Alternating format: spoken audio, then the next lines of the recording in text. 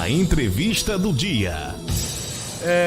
Professora Priscila Lapa, a tensão é grande, né, no Congresso, com esse desfile dos carros aí da Marinha. Quem diga que é um presságio, outros avaliam como uma intimidação. Como é que pode ser avaliado isso aí, hein, professora? Veja, eu não consigo ver de outra maneira. Por mais que a gente tente, né, observar por outros ângulos, tente não botar mais calor ainda, né, nesse caldeirão. Mas na política a gente tem que sempre lembrar que nada é à toa, né? Não existem essas coincidências, como o presidente da Câmara se referiu, elas são estrategicamente postas, né? Assim, existe aí toda uma conjuntura. Se fosse apenas um fato isolado, a gente poderia, inclusive, amenizar a nossa interpretação, né? Mas quando a gente olha tudo que já foi dito sobre isso, né? Inclusive com a manifestação de integrantes das Forças Armadas falando que se não tiver voto impresso não tem eleição no ano que vem, né? De forma muito sintonizada com aquilo que o presidente Jair Bolsonaro tem dito publicamente sobre tudo isso, né? Além do mais, a manifestação de outros setores militares, né? Que a gente viu na semana passada, os clubes de oficiais das três forças falaram também no manifesto, não que não haveria eleição, mas defenderam claramente o voto impresso e disseram sobre a suspeição da urna eletrônica e tudo mais. E cobraram, né, que essa medida fosse aprovada e tudo mais. Então, veja, a política é feita de coisas que são ditas, de coisas que não são ditas e de símbolos. Então, a presença de um poderio militar, né, próximo ao Congresso Nacional, no dia de uma votação, de um tema que tem sido colocado como um tema que limita, né, que prevê ali os limites da democracia, isso não pode ser interpretado apenas como uma mera coincidência de datas, porque as instituições militares podiam optar por não fazê-lo. Por dizer, diante das circunstâncias que a gente vive de tensionamento político, não faremos dessa maneira. Não existe nenhuma obrigatoriedade para que haja esse tipo de cerimônia. A cerimônia já existia antes da definição do calendário da votação na Câmara, existia. Mas, por exemplo, era uma cerimônia que era restrita à Marinha e houve agora a adesão do Exército e da Aeronáutica, né, mostrando que existe sim uma orquestração dessas instituições quando elas querem, à medida que elas entendem que isso é importante e necessário. Então, diante de um tensionamento político, a gente não tem apenas uma opção, não tem apenas a opção de coincidir, a gente pode ter a opção de recuar e dizer, diante das circunstâncias que vivemos, decidimos, optamos por não fazê-lo, por não haver desfile. Mas no momento em que escolhe fazê-lo, a gente não tem outra interpretação a não ser achar que isso mostra um certo alinhamento, né? Mostra que, diante de todos os fatos da conjuntura, a gente vive, sim, um momento de tensão política em que as Forças Armadas, elas escolheram, fizeram uma opção nesse momento, eu não vou dizer os integrantes e generalizar, mas de uma forma geral, aqueles que estão escolhendo também não intervir nessa aproximação da instituição Forças Armadas com o governo, estão se omitindo, e na política a omissão também tem um preço.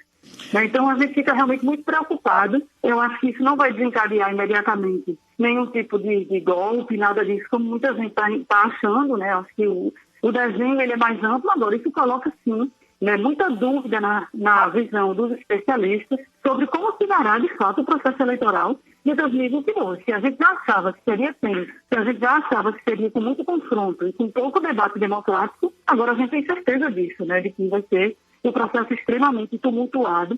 E eu acho que é correta a visão dos parlamentares que vão fazer um ato pela democracia, né, no mesmo momento, né, tentando demarcar claramente as linhas desse debate, né, deixando claro que voto impresso ou voto não impresso, conforme previsto na Constituição, ela não pode ser maior do que o debate sobre a saúde da nossa democracia. Uhum.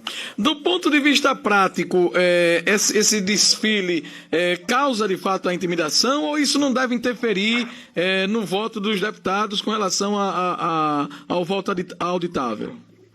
Pois eu acho que não muda a postura dos deputados, mas por outro lado revela o sentimento de derrota que não foi digerida, né? O presidente Jair Bolsonaro falou ontem sobre isso, ele próprio reconhece que não existem os elementos significativos para que esse voto impresso para o plenário. Inclusive, a própria ideia do presidente Arthur Lira de levá-lo para o plenário já foi colocada como uma forçação de barra, porque é uma prerrogativa constitucional regimental do presidente fazer isso, né, se tem uma matéria derrotada numa comissão especial, ela puder tramitar diretamente no plenário, mas não é de praxe fazer isso. Por que não é de praxe? Porque se entende que a comissão especial ela tem a pluralidade de representação dos partidos suficiente e que quando uma matéria é derrotada significa que o sentimento da casa tem que ser respeitado, de que aquela matéria não é condizente dentro daquele contexto.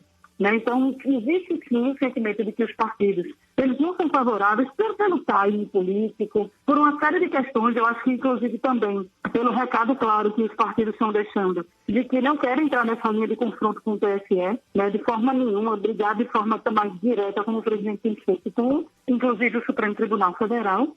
Então, existe essa ideia aí de que, já que eu sei que você é derrotado, eu acho que o recado é por aí. Já que eu sei que serei derrotado, eu vou demonstrar que a derrota não me enfraquece, que não é uma derrota que me torna mais fraco diante disso aí. Então, é alguém conformado com a sua derrota iminente, que provavelmente acontecerá, mas demonstrando que essa derrota não significa, né, o derretimento da sua força política.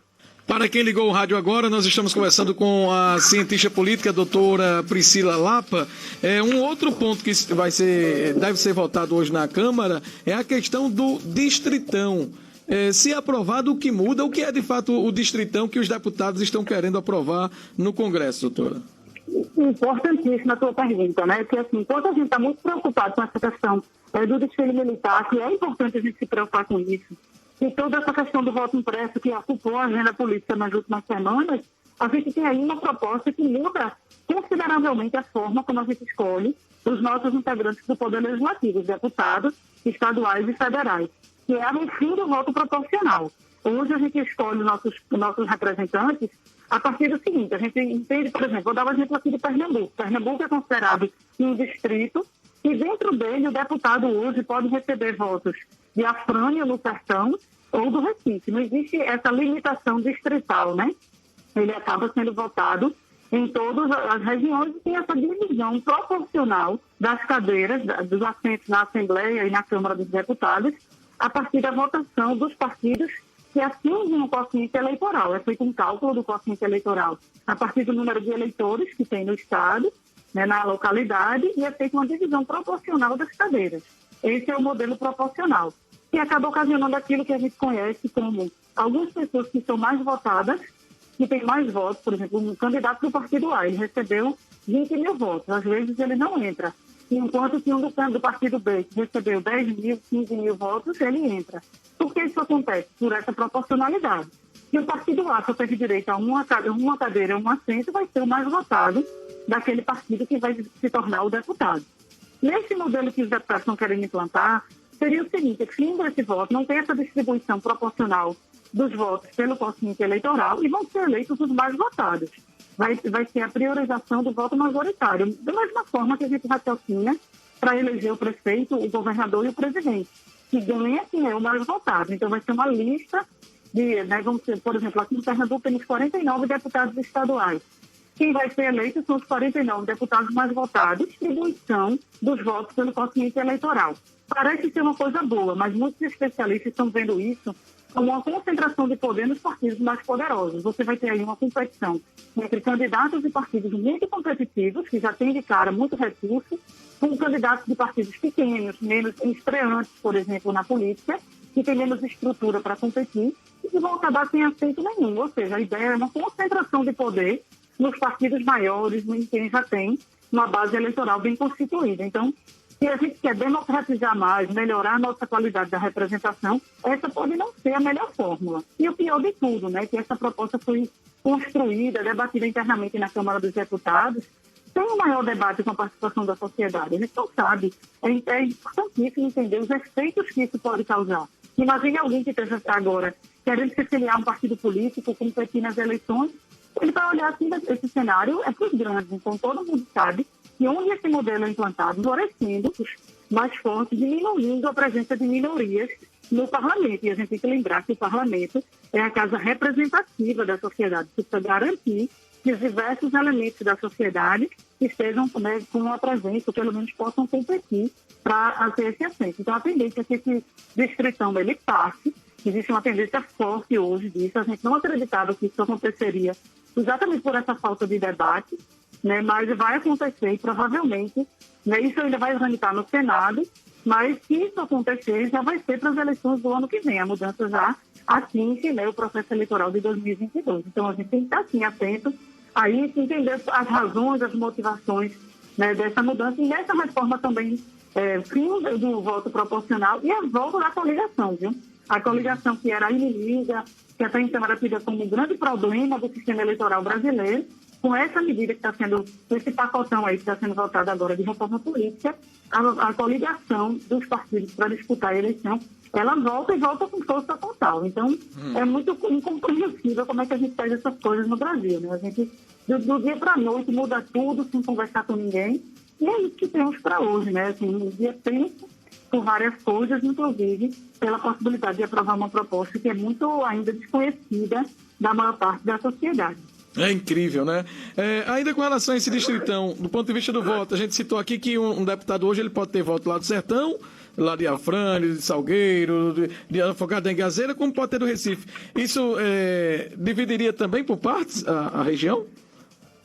Na verdade, no modelo que está proposto hoje, que pode ser aprovado hoje, não haveria essa divisão, sabe? Ele continuaria podendo receber os votos e ele ia competir. Sim, né? Agora, existe a tendência nesse modelo de haver uma concentração. Provavelmente, eu garanti que é muito voto, a ideia é que eu me concentre numa determinada região. No voto distrital misto, que era a ideia original de fazer uma transição, né, desse modelo que a gente tem hoje para esse modelo mais majoritário, era você fazer uma metade, meio a meio. Você dividiria o Estado. Metade das vagas seriam por esse modelo e a outra metade das vagas manteria um pouco essa ideia de distribuição de votos para incluir, para dar chance dos partidos menores também terem assento no parlamento. Mas o que está posto hoje é que a gente vai, sim, torna o Estado um grande distrito e vão ser mais votados, né, vão ser eleitos aqueles 49, no caso da Câmara Federal, os 25 mais votados no Estado inteiro. Então, não cria essa divisão ainda regional, não. Então, o candidato vai continuar podendo receber votos de Fernando de Noronha a França. Entendi. Para finalizar, doutora, ontem o Tribunal Superior Eleitoral apresentou uma queixa-crime contra o presidente por vazar informações sigilosas da Polícia Federal. Quando a gente acha que, não, aí é um absurdo, não vai acontecer mais, o presidente vai sempre se superando e fazendo coisas que são inconstitucionais, que não são permitidas e acostumado a não acontecer nada. O negócio está muito bagunçado nesse Brasil, não é? Isso, e ainda tem uma força discursiva, né? Eu estava vindo para o trabalho escutando, né, na rádio uma entrevista, né, do presidente falando sobre um outro projeto que está para ser votado na Câmara dos Deputados, falando sobre o controle, a judicialização dessa questão das informações divulgadas em redes sociais.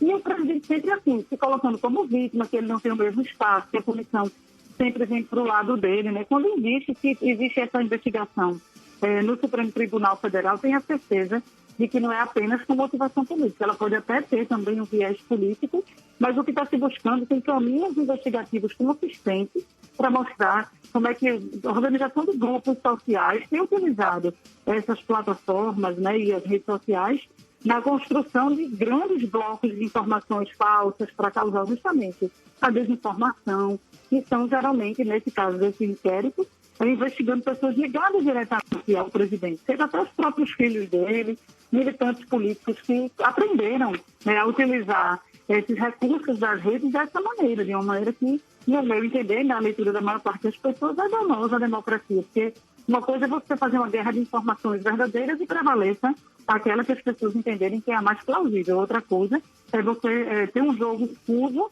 né, quando você faz certos usos de informações privilegiadas e tudo mais, para deteriorar a imagem de alguém ou de alguma instituição. Isso é muito grave.